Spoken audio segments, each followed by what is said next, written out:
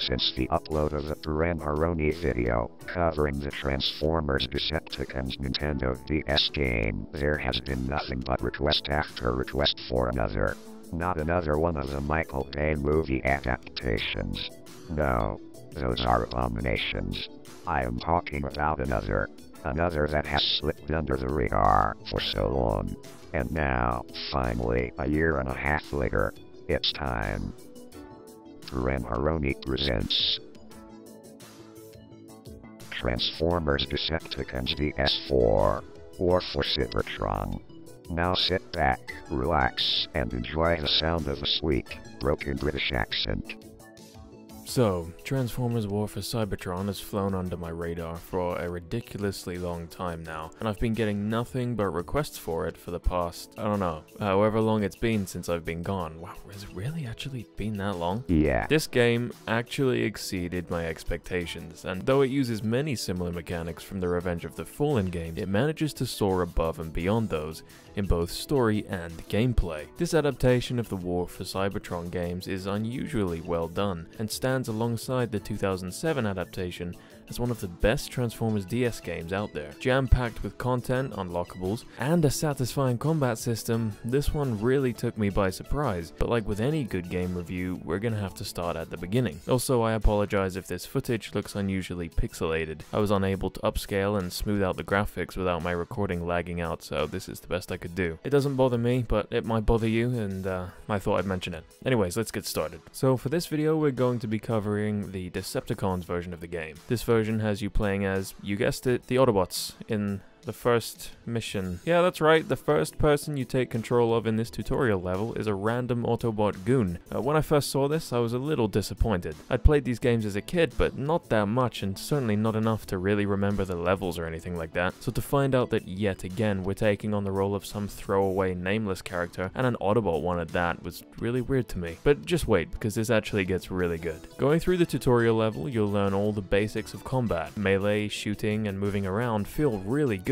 Moving doesn't feel super clunky like it does in other DS games with similar controls. Over the Hedge for the DS has similar controls to this, but this manages to feel that little bit smoother, I think. I don't know, it's been a while since I played Over the Hedge, so maybe I'll cover that next and change my mind. Who knows? The tutorial level teaches you the basics, there's no shocker there, and there's really not all that much to talk about either. You run through the level with Air Raid before he abandons you for some Autobot emergency or something. Cheers for that, by the way, Air Raid, appreciate it. And then you're left to fend for yourself. About halfway through the stage, you destroy these little turret things, hop on a computer to transmit some information to Ironhide, and like 10 seconds later you're ambushed by Megatron, who comes crashing through a wall, tells you your life means nothing, and then slaughters you on the spot. This is where we then switch over to Megatron, and I thought this was a really cool way to introduce us to our playable characters. We do in fact play as the Decepticons, I mean, who would have guessed? But the game also outright tells us, psych, you really thought you'd be playing as this Autobot soldier, and then kills him off immediately. It's a nice subversion that I didn't see coming, but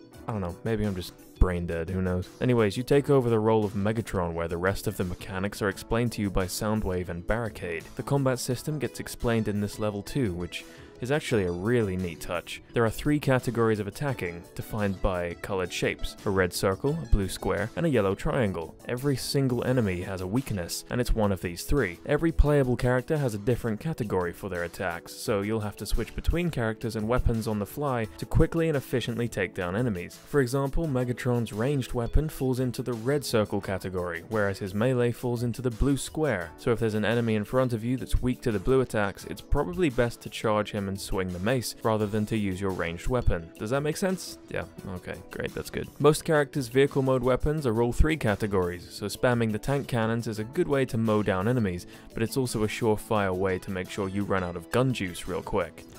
Gun juice is that little green meter in the top, by the way. I think the bottom screen is covering it, but there's a little green bar underneath the health bar. Just thought I'd mention that. We're also introduced to these enemies, the swarms.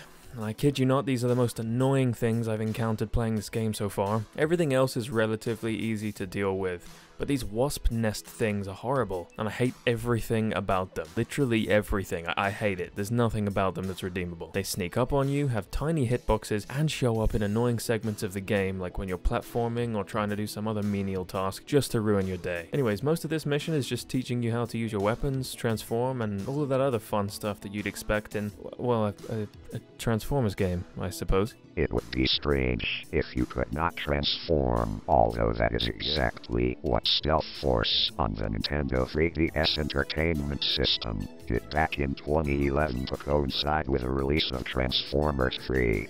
I know you have asked Piranharoni to play this, but Piranharoni does not know how to emulate 3DS games. Maybe one day, but it is not on the radar at the moment. Besides learning how to drive, which is exactly the same as it was in the Revenge of the Fallen games, by the way, you just learn the basics here in this level. There's not much else. You forgot to mention something.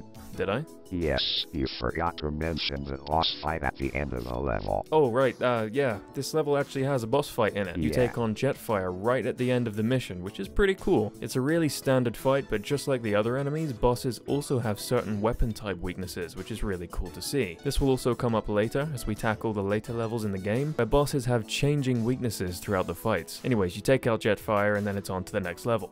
Should we talk about the plot for a moment before you get carried away and talk about the second mission? Sure. The plot of this game is very much the same as the console version. Megatron is thirsty for Trypticon's juices and wants to use the planet juice to power himself up like Super Mario so that he can turn Trypticon into a spaceship. That's about it, I think. Also, he hates the Autobots and he wants to kill them. Well, yes. Megatron does want the dark juices, but there is more to the plot than that. Well, yeah, there's more than that to it, I suppose, but that'll do for now. We'll cover the rest of the plot later on in the video. Fine. Okay, cool. So as you go through the missions, you'll collect Energon and CDs that can be used to upgrade your character's stats. Each character has differing stats that you can mess with, which is a really cool feature as opposed to all the characters having locked stats in the other games. Here, you can fully customize how each character plays, but of course you have to collect the Energon and the CDs to do it. Why is Megatron collecting CDs? I guess Megatron gets stronger the more he listens to Limp Bizkit on his CD player or something. Something else to note is that you can choose what characters you want to use in a mission. You can use any of the characters you've unlocked so far, so if you wanted to, you could spend the entire game as Megatron and Starscream, for example. You always have 2 characters in use at any one time, just in case the other one dies, and also so you can switch between them for their different weapons and abilities and things like that. This isn't mandatory, of course, you don't have to switch, but it's pretty cool to know you can play as literally whoever you want. Wow. That is so neat.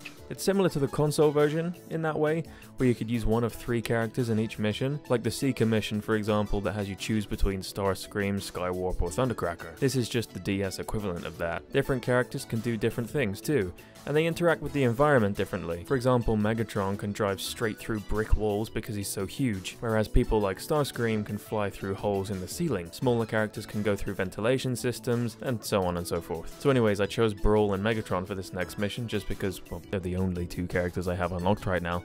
So let's keep going. Anyways, in this mission, Megatron has a fixation with docking the Autobots. That's so exciting. I cannot wait to dock some Autobots. That's exactly what we're gonna do. Okay, Megatron. Good to know. Yeah. The mission starts off with a really annoying platforming sequence, which is ruined by those little bee things. These little wasps or whatever they're meant to be keep pestering you the entire way through this portion of the level. I don't know why, I just couldn't seem to do it. Anyways, once you get up the platforms, you're greeted by Starscream, who's with the Autobots at this point. By the way, I feel like that's important. And he says, "Hey, you can't go in here, guys. Please. Restricted access, yo. Staff only." And Megatron replies with, "Oops, you have to put the CD up your..." And then Starscream runs away, which I think is just so cool. So anyways, we do a little platforming here, a little platforming there, a little shooting here, a little shooting there, and we finally get through the base to where Starscream's hiding at. This is another boss fight, which I was really pleased to see was different from the last one. Maybe in this game, unlike in Revenge of the Fallen, they'd make all the bosses different. That's a novel idea, isn't it, game devs? Just a real unique, novel idea. Starscream's pretty easy to swat out of the sky. You just blast him with whatever weapon he's currently weak to, and eventually he'll fall. This is one of those boss fights I told you about that has changing weapon weaknesses. The more damage you do to Starscream, the more his weakness changes. His weakness changes up to 3 times, which is pretty cool. So you take out all 3 tiers on the health bar and he's done for. This unlocks Starscream and Skywarp as playable characters too, which is again pretty sweet. These guys can fly, so they can fly all over the place, like... Up your... Anyways, we take out Starscream and move on to the next stage, which consists of the Decepticons testing out the dark kEnergon they've just acquired in a controlled environment. You know, this game is actually pretty good so far. It's faithful to the console edition while adding elements of its own, like the combat weakness system and the character customization. Let's hope it stays this way. Most of this next level is just running around, shooting Autobots, navigating landmines, and getting from point A to point B. You get the gist, it's not hard to understand. Most of the stage can be cleared really easily as Starscream. Since he can fly, it makes life a lot easier, especially when you're like me and get whacked off the edge of the map at every turn. The cool part of this mission is the Ironhide boss fight at the end. Oh boy, this was a hard one. This one gave me a lot more grief than I expected it to, and I definitely didn't expect Ironhide to put up as much of a fight as he did, which in a way just gets me more excited for the potential boss fights to come. I like really difficult boss fights, and man is this one of them. This is me in editing now, by the way. You shouldn't have wished for harder boss fights, because that final stage was absolute hell to get through. Upon completion of the stage, you unlock a bonus mission, as well as Bumblebee and Optimus Prime. What? What do you mean? This is the Decepticons edition, is it not? Yeah, it is, but now that I think about it, I do remember being able to use both the Autobots and Decepticons in this game, regardless of what edition you have. Even though this is the Decepticons edition of the game, the bonus missions are dedicated to the Autobots, and I think that's pretty cool. You can upgrade them just as you would the story mode characters too. Wow. That is so neat. Yeah, I know, right? That's pretty cool. The next few missions are much of the same, with you navigating hallways and blasting enemies, opening doors and then inevitably reaching a boss battle. I have noticed, however, that during my time playing, I've had a significantly easier time using Megatron and Starscream than I have any other character combo. I tried using Starscream and Skywarp, but that just didn't work out for me. I managed to use it just fine, sure, but I think Megatron's base stats are just so ridiculously high that it's kinda silly not to use him in every mission. That, plus using 2 characters of the same class feels like an inferior choice, as opposed to using 2 of the same class. At this point in my playthrough, I was starting to think that the game was becoming repetitive.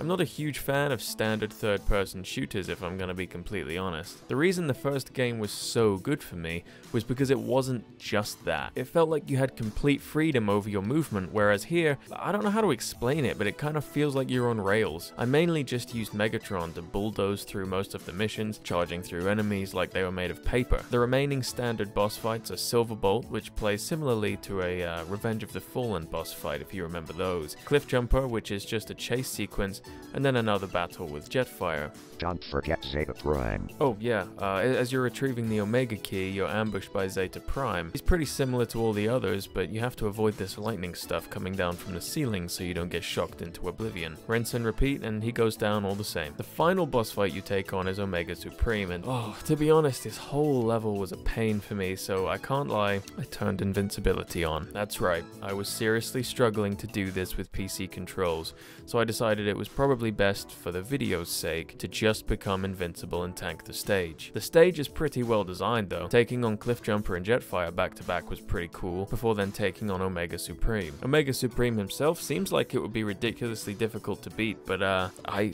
wouldn't know. I wouldn't know. Can we talk about the plot yet? I mean, the plot is identical to the plot of the console version. I'm not sure why you're so fascinated by it. Just give them the short version then. Okay, well, the plot here mostly consists of Megatron trying to infuse Cybertron with dark kEnergon. The Autobots are desperate to stop him, but eventually he defeats Omega Supreme and does it anyways. Yeah, that about covers it. Yeah, the plot here is literally just a watered down version of the console game. I still stand by the original 2007 DS game having the best best story. This one doesn't even have cutscenes, and to be honest, it makes it kinda boring to sit through the story segments. If I had to criticize this game for something, it would be how repetitive it ends up feeling. I didn't really care for the plot all that much, because of the lack of cutscenes or different objectives.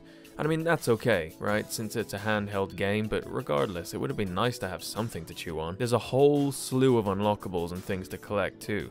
Like, I only just unlocked Soundwave on the final mission of the game, so there's definitely so much more to discover here than I did in my first playthrough. I mostly just used Starscream and Megatron to plow through it, and in all honesty, I think that was a pretty solid choice. As cool as it would have been to play as Soundwave, since he's one of my favorite characters, Starscream felt pretty broken all throughout the playthrough. His ranged weapons do a ton of damage when they're maxed out, no matter what weakness the enemy has, and having Megatron as a secondary character so that you can melee through everything in case Starscream dies seemed like a flawless combo of characters. I haven't gone through all the unlockables and bonus stuff in this video because in all honesty, I feel like I'd be here forever. And there's so much more here for me to pack into another video. There is seriously so much in the way of bonus missions, bonus characters, unlockable bonus weapons. There's so much to unlock here, so if you want to see me do a whole separate video on that, let me know, but I feel like I just wanted to pack the main story and gameplay into this video. I thought this game was pretty good overall though, I'll give it that. It easily trumps those Revenge of the Fallen games that play using the same mechanics, that much is for sure. Although I think those games are far more simplified than this one is, so maybe as a road trip game, those ones would fare better. Who knows? Either way, I think I'm gonna call it here. I've been staring at pixelated Nintendo DS graphics for hours at this point, literal hours, and my eyes are starting to melt into dark kEnergon, so I'm gonna put the controller down before it gets to that point. If you want to see me cover the bonus content video, like I mentioned earlier, let me know in the comments down below. I know a lot of people have been waiting for me to cover War for Cybertron, so I'd hate to miss out chunks of it. I just wanted to cover the fundamentals of the gameplay, the main characters, the main story, all the fundamentals in this video, and I'll do the bonus content if you guys want to see that. Anyways, that's the end of today's video. I hope you guys did enjoy, and I will see you all in the next one. Good night.